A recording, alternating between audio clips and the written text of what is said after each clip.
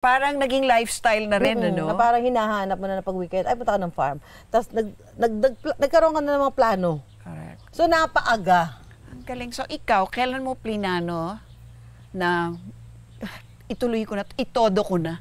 No, pandemic. Hindi, tsaka paano naging 1 hectare from 1,300?